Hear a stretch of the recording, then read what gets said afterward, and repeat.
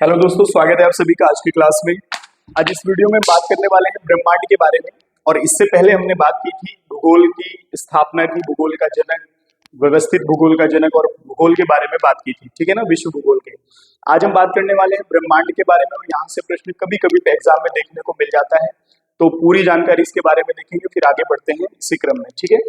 तो सबसे पहले ध्यान रखते हैं कि ब्रह्मांड क्या है, ब्रह्मांड की उत्पत्ति कैसे हुई, ब्रह्मांड क्या है, ब्रह्मांड कितने वर्ष पुराना है, कितने साल पुराना है, कितना व्यास है, इन सबको जानने का प्रयास करते हैं।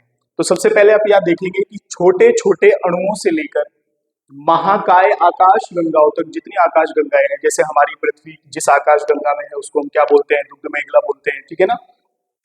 तो इस प्रकार से बहुत सारी हजारों अनंत जो है आकाश गंगाएं ब्रह्मांड में घूम रही हैं।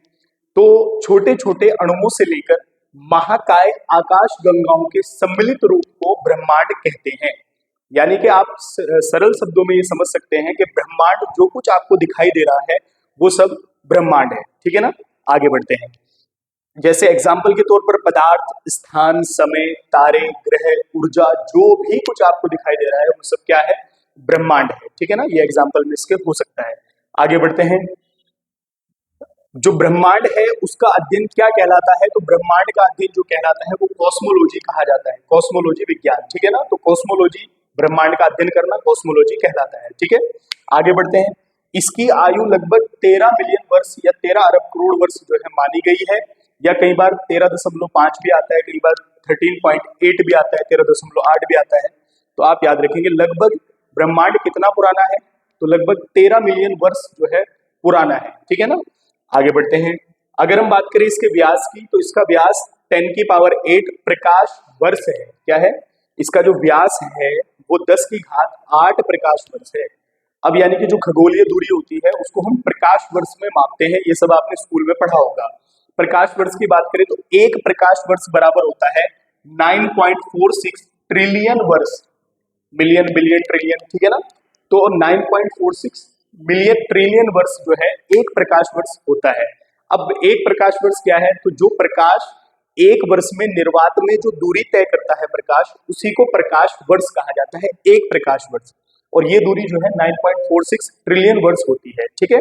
और इस हिसाब से इसके व्यास की बात करें तो 10⁸ प्रकाश वर्ष जो है इसका व्यास है। आगे बढ़ते हैं। अब देखो सबसे महत्वपूर्ण चीज जो है वो ये है कि इसका उत्पत्ति कैसे होती है, ठीक है, यानी कि ब्रह्मांड की उत्पत्ति कैसे हुई। तो इसमें जो है अलग अलग सिद्धांत देखने को मिलते हैं ब्रह्मांड की उत्पत्ति के लिए, लेकिन जो 3 सिद्धांत है वो आपने बहुत ही ध्यान से याद रखने हैं। नंबर 1 पर महाविस्फोट सिद्धांत, नंबर 2 पर स्थिर दशा सिद्धांत और नंबर 3 पर दोलन सिद्धांत। ये 3 सिद्धांत आपने याद रखने हैं। अब क्या है स्थिर दशा सिद्धांत और दोलन सिद्धांत और महाविस्फोट सिद्धांत, तो बात करते हैं सबसे पहले महाविस्फोट सिद्धांत की। इसके प्रतिपादक कौन है, इसके प्रतिपादक जो है वो जॉर्ज लेमेंतेयर है। यानी कि सबसे पहले कि ब्रह्मांड की उत्पत्ति महाविस्फोट के द्वारा हुई है, ये बात इसके प्रतिपादक जो है किसने किया था, तो जॉर्ज लेमेंतेयर ने किया था। क्या है ब्रह्मांड महाविस्फोट सिद्धांत, जिसको बिग बैंग थ्योरी भी कहा जाता है, ये आप यहां से याद रखेंगे। इस घटना को बिग बैंग थ्योरी भी कहते हैं। देखो यानी कि इनके द्वारा कहा गया कि जो ब्रह्मांड था वो छोटे छोटे अणुओं से मिलकर ऐसे बंधा हुआ था, ठीक है ना, जिनमें अधिक ऊर्जा, अधिक घनत्व था। और कुछ समय में जो है क्या हुआ, इनमें विस्फोट हुआ, ऐसे विस्फोट हुआ इसमें। तो इसके ये जो अलग अलग जो दिखता है तुम्हें आकाश गंगाएं, ये सब जो है आप बिखर गए, इसी से जो है ब्रह्मांड का निर्माण हुआ है। और ये घटना महाविस्फोट जो घटना है वो बिग बैंग थ्योरी कहलाती है, बिग बैंग की घटना कहलाती है। और ये घटना लगभग 1350 करोड़ अरब यानी कि 13.5 मिलियन वर्ष पहले या 13 मिलियन वर्ष पहले जो है हुई है, ऐसा माना जाता है। ये आप ध्यान रखेंगे। एक चीज आपने यहां से ध्यान रखनी है कि महाविस्फोट सिद्धांत के प्रतिपादक जॉर्ज लेमेंतेयर हैं और ये सब सर्वाधिक मान्य सिद्धांत है। यानी कि ब्रह्मांड की उत्पत्ति के मामले में अगर हम देखें तो सर्वाधिक जो मान्य सिद्धांत है वो यही है महाविस्फोट सिद्धांत, जिसको बिग बैंग की घटना भी कहा जाता है। और सर्वप्रथम इसकी 2001 में नासा ने पुष्टि की थी कि हाँ ब्रह्मांड की उत्पत्ति महाविस्फोट के द्वारा ही हुई है, ठीक है ना। आगे बढ़ते हैं। अब आपको ये समझ में आ गया, तो इसी को सर्वाधिक मान्य सिद्धांत माना जाता है, महाविस्फोट सिद्धांत को। आगे बढ़ते हैं। स्थिर दशा सिद्धांत। स्थिर दशा सिद्धांत क्या है, इसके अनुसार देखो सबसे पहले प्रतिपादक कौन है, समर्थन कौन करते हैं, थॉमस गॉल्ड व हरमन बॉडी इसका समर्थन करते हैं। इन्होंने कहा कि भैया जो ब्रह्मांड बना है वो स्थिर दशा सिद्धांत से बना है। मतलब क्या है स्थिर दशा सिद्धांत का, मतलब ये कि जो ब्रह्मांड की उत्पत्ति हुई है ना तो कभी विस्फोट हुआ है और ना ही कभी विस्फोट होगा। यानी कि जो कुछ भी हमें ब्रह्मांड में दिखता है, ग्रह, आकाश गंगाएं, तारे वारे, सब जो कुछ है ये ऐसे ही है, ऐसे ही था और ऐसे ही रहेगा। इसमें यानी कि ब्रह्मांड की उत्पत्ति किसी भी निश्चित समय में नहीं हुई है। जैसे कहा जाता है कि 13 करोड़ वर्ष पहले जो है हुई, अरब वर्ष पहले जो है हुई होगी, ऐसा कुछ भी नहीं है। ठीक है ना।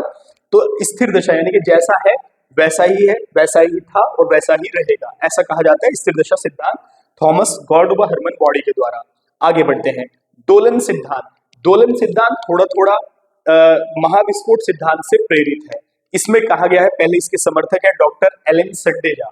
एलन संडेजा ये कहते हैं, यानी इनके द्वारा कहा गया कि यह संकुचन के अंतरहीन चक्रों से गुजरता है। इसके अनुसार ब्रह्मांड जो है वो संकुचन के अंतरहीन चक्रों से गुजरता है। इसका अर्थ क्या है, इसका अर्थ ये है कि जैसे मानते हैं कि इतने वर्ष पहले विस्फोट हुआ था और सबका जो है निर्माण हुआ है ग्रहों का, लेकिन एक बार फिर से ये आपस में सिकुड़कर फिर से एक हो जाएंगे और फिर कभी जो है इसमें क्या होगा, विस्फोट होगा। तो इसी को कहा गया दोलन सिद्धांत, यानी कि ऐसे गया तो ऐसे वापस दोबारा से ऐसा होगा। तो ब्रह्मांड की उत्पत्ति के संबंध में इन सारी घटनाओं को कहा जाता है। ठीक है। अब हम जो है ब्रह्मांड के अंतर्गत क्या क्या आते हैं, तारे हैं, मंदाकिनी है, सौरमंडल है, आकाश गंगाएं हैं, सब कुछ है, उन सब के बारे में बात करेंगे। मतलब अगला टॉपिक जो आपका है वो है ब्रह्मांड के घटक से। किससे, घटक से। तो अगली वीडियो में हम बात करेंगे ब्रह्मांड के घटकों के बारे में। तब तक के लिए धन्यवाद।